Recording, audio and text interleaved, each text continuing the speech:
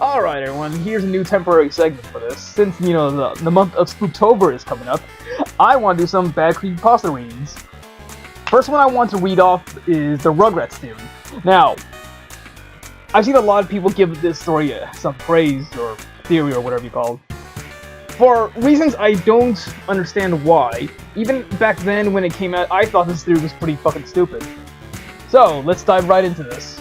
Alright, here's the original version. The Rugrats really were a figment of Angelica's demonic and unimaginable imagination. Chucky died in 1986, along with his mama. That's why Chaz is a nervous wreck all the time. Tommy was born in 1988, but he was a stillborn. That's why Stu is constantly in the basement making toys for the son he never... Okay, so the logic is, because his kid died, Stu is going to make chocolate pudding in his basement. Why? Okay, I can kind of see the... logic, if any. The DeVilles. They had an abortion in 1990. Angelica couldn't figure whether it would be a boy or girl, thus creating the twins. Okay, this one really bothered the shit out of me back then. How would Angelica know what an abortion is? She's 3 in this fucking whole story, universe, series, whatever. She would not be able to comprehend what the fuck is going on, if let alone making memories. And who would tell their fucking 3-year-old or expose their fucking kid to such morbid things happening? Like, you don't do that! As for all grown up, the teenage Angelica became addicted to various narcotics, which further aggravated her schizophrenia, bringing her back to her childhood and thus creations he obsessed over. Because of the time lapse between the present and last time she interacted with her creations, she made them older. Angelica was constantly taking hits of acid, so she never had to live a life of the creations who were only her company. In a judgment world, Angelica's mom actually died of a heroin overdose in 1982, just after Angelica was born. And Drew, in his depression, married a gold-digging whore that Angelica idolized because she fooled herself into thinking that was her real mom, but always had the concept of a mom since... Okay, so this guy's giving like a bit of a time lapse. Okay, so she was born in 82, she was... Okay. Why does she have a whore for her mom? Because that's... My only speculation is that this guy thought that this was like the most edgiest thing. I think this was written by a middle schooler. Because a lot of this seems a bit unusual, really try hard to sound, deep and meaningful. Okay, let's bring mental illness into this. Yeah, that's what people like, right? Drug abuse! That makes it deep! But always had the concept of her mom, Cynthia, and took a Barbie doll and made it after her mom's image, wearing an unwashed orange dress and having jacked up hair, which is why she's so attached to it. Or, it could just be sentimental reasons, because, you expect a kid to take good care of their toys? No, they're gonna fuck it up. I imagine that's the first toy she's had, she's really attached to it, and as a result, because of the constant playing, I'm pretty sure it got messed up over time. Later in life, she followed her mom's footsteps with drugs and everything, dying of an overdose at the age of 13, when All Grown Up was cancelled. The only Rugrat not to be fictional, however, was unborn Tommy's brother, Dill. However, Angelica didn't know the difference between Dill and her creations. Although Dill didn't follow her commands, after endlessly crying and a refusal to disappear like the others did, when Angelica was angry with them, she hit him! Ooh, abuse! Angelica, what the hell you do? Due to this, he sustained a brain hemorrhage, which resulted in deformation. As he grew up, his damage only became more evident, and by the time he was 9 and all grown up, he lived as an outcast, being ridiculed for his weirdness.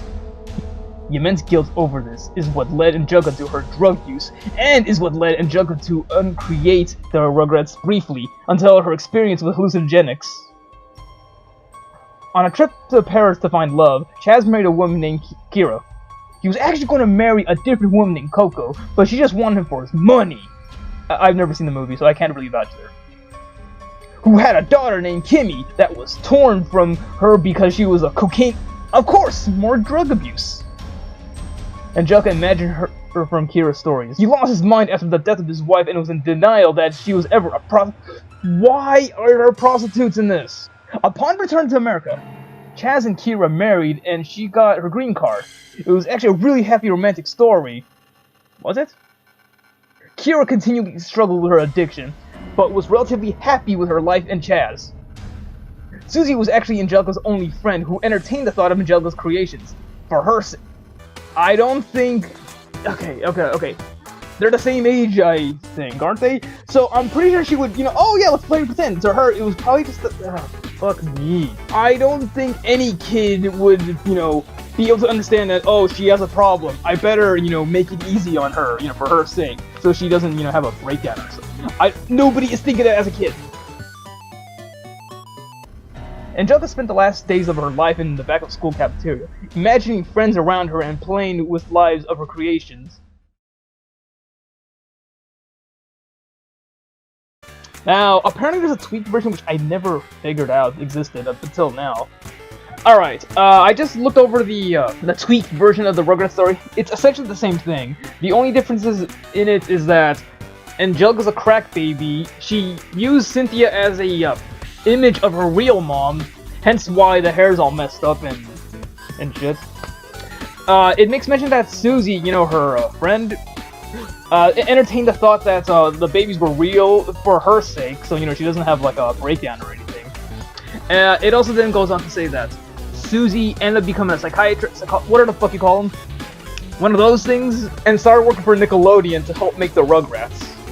So what the theory is basically saying is that this is all based in reality, and Susie decided to cling on to a brief memory of some kid that she knew. You can already see everything that's wrong with that. I mean, I don't think a normal person would cling on to such a faint memory of a crack baby they knew back in childhood, considering how long it takes to get your degree in that kind of field. Okay, so, after going over that, it aged like shit. Jesus Christ, where do I begin with this? Okay, it talks too much about drug abuse, prostitution, the death of kids, because, you gotta make it sound deep and scary, right? That's how you do it, right? I feel like these are the horror equivalents of, not the horror equivalents, like the deep, meaningful story equivalents of a laugh track. Like, you see, this is bad. I want you to feel bad for this girl. Get the fuck out of me with this story. This is stupid. Okay, that was one story. Now, I have a few others that have planned out for this, little segment going on. Like, plan to do, like, this other, creepypasta about Mario or some shit. So, if you guys have any other suggestions, let me know. I am glad to do these kind of things, because I just want to read some stupid shit. Alright, with that said, see you guys next time? With a question mark? Who knows? I might not be real either. I'm probably Angelica's imagination as well.